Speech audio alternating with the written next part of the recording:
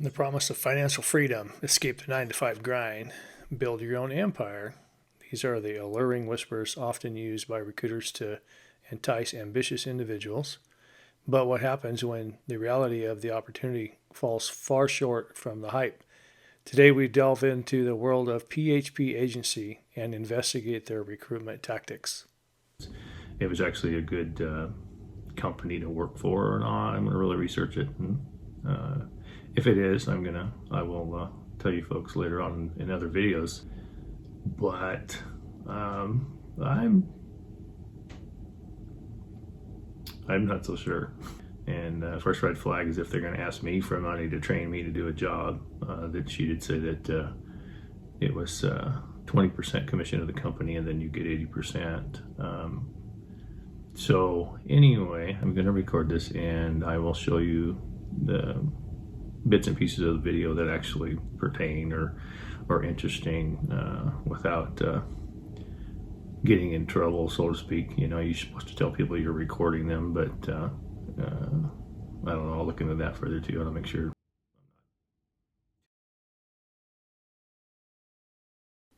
Well, in fact, it is illegal to use their voices on this recording without their knowledge and the consent. So I'm just going to voice over and tell you what happened as we go along.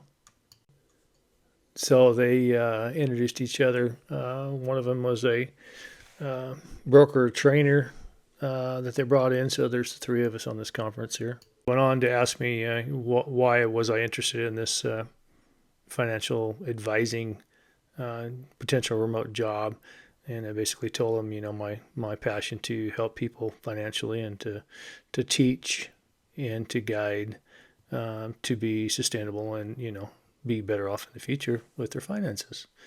And then from there, Well, you know, I've started a new career, right? And so I had talked yesterday about helping people, you know, achieve their financial goals, wherever that may be. You know, whether they're paying off debt or you know, buying a house or need help with like 401ks, retirement and things. So yeah, so my passion now is to help other people with finances and to crawl out of debt if that's their challenge, or you know, buy home or start 401ks, or you know, just succeed in life financially, and then you know, they have the best later years as they can, like where I'm at. And 3 kids, me and Gail talked a little bit about that, trying to reach the 30 somethings, the 20 somethings, and even, you know, people in their 50s or higher all need some sort of help. You know, we're all not versed with everything, right? You know, we all have tools in our toolbox, but we may not have the right one. So I want to be able to provide that for people. And, you know, the financial, obviously everybody on the video is excited, you know, to what they're doing, and very optimistic and real energy driven in the video with everybody speaking. You know, I did raise a few, you know, thoughts or questions. You know, I was like, okay, it didn't touch as much as I thought it would on maybe the stories of some of the people that they helped. it was more about how much money they were making with doing this and working for this agency than actually helping people, which was difficult for me because, you know, I don't want to sell them something. I want to actually walk them through the steps they need based on their situation to really give them the help that they need, whatever that may be. And that's probably because, you know, client privileges, you don't want to release that kind of information. And a lot of people don't like to be on camera, right? So, you know, I was thinking that, I mean, all in all, it was really good. It was exciting, energy-wise, you know, but being a retired public works director, I deal with sales a lot, obviously, on the opposite end of the desk, so to speak, you know, with my position. And as you know, being very busy, working 60, 70 hours a week, council meetings at night from 7 to 9, writing resolutions, and on and on and on. You deal with the public in all sorts of ways, and one of them ways are I'd be at my desk working on it, and then a salesperson would come in and want to talk to me about, you know, street pavement products or paper products, you know, or whatever, trying to generate sales for their companies, you know, and rightfully so.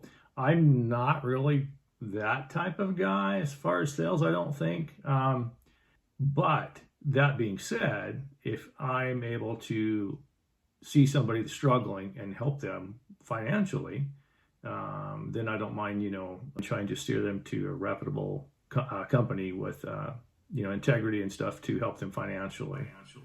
So here he talked about not so much about the money, but about getting time by doing this, being able to do it when he wanted, and so on and forth, so forth. And it all sounded really good, but I knew there's some sort of hook here. Yeah, my mayor didn't want me to leave. She didn't want me to retire at 55, but I had a plan. Unlike a lot of people, they don't have a future plan. I had a plan. So then the talk was more about baseball organizations, and how much money they made, and that sort of thing. Yankees, but instead of the Yankees, we talked about football. Dallas Cowboys, and it was all about how much revenue they make, and and those organizations and that kind of thing, and they're comparing their agency to this type of level, if you will. So their company as a whole is a financial marketing organization. So here comes the pitch. This is what they're actually all about. And I guess I wasn't surprised really because of the way it was going. They had the aha moment. And what they're doing is they're selling insurance for all sorts of companies, and they're getting commissions for that. Now, he did say the biggest thing they wanted to do was teach, but he said, granted, I do this to make money, so this is the catch here. He said this is their biggest money-making concept: fixed, variable, or indexed funds. So this is what they're really primarily selling is Universal Index Life.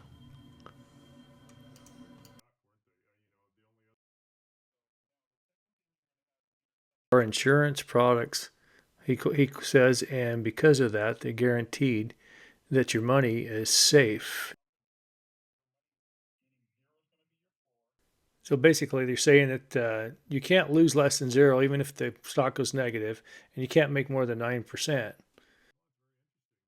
So then he asked if I had any questions for him, and so this is what I had to say. What about the debt relief side? Is there any caveats to what the companies that works with for debt relief? They had a debt settlement law firm that they worked with. Seemed like the only option. Now here comes the big first red flag for me working for a company. So the first portion of that was a membership platform that would cost me $199. Okay, what's the license? What's the license called specifically? It's life insurance license. So I'd be an insurance agent to sell life insurance. So this is what it's all about. So he mentions that I can guarantee that my clients won't lose any money. Not sure I believe this. Why wouldn't the companies that working for pay 100% of this type of stuff? His response was that, do you want the company to own a license or do you want to own it? Well, wouldn't it be in our name to start out with anyway? Then he mentioned if we left, you spent all that money, why would a company want to spend that money? Then you were going to leave. And so say jump on board, go down this path. How fast, it's 1099 commission based, but from point A to point B, how fast do you start seeing some commissions come in? He asked me if I was a stud or not. You mean, do I hit it hard? Absolutely. So I said I could start getting paid by the end of the month if I worked hard. So the key was that the company paid him for more agents, basically, that he signed up, and then they're making money. He makes money. So if you want to be an insurance agent and sell insurance and not teach and people about finances, I guess this fit would be okay for you. I'd be cautious. Please like and subscribe to the video if you like this one. Let me know in the comments, and I'll see you on the next one. Bye.